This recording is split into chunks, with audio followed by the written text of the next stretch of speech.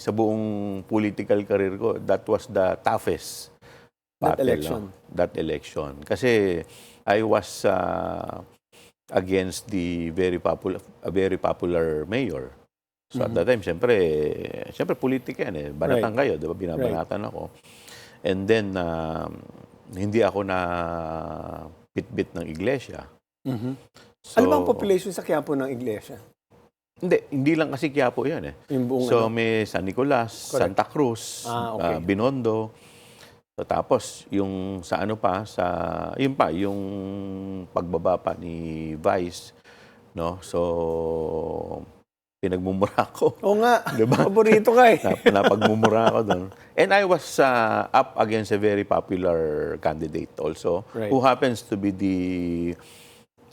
at that time, she was the #1 councilor for 2 consecutive terms. And she is also the younger sister of the incumbent at that time, Si Yul. Vice Mayor, Yul si Servo. Yul. Wow. At ang hirap kasi I could not attack her dahil kakampi ko yung kuya. So hirap ka talaga. Ang hirap talaga. Were you expecting na there's a chance that I will lose this election? O Well, confident ka pa rin? Ako kasi siguro yung natanim ko rin sa distrito. 'Di ba? So, confident naman ako, although talagang maramdaman mo yung hirap. In the end, ilan ang lamang mo sa kalaban?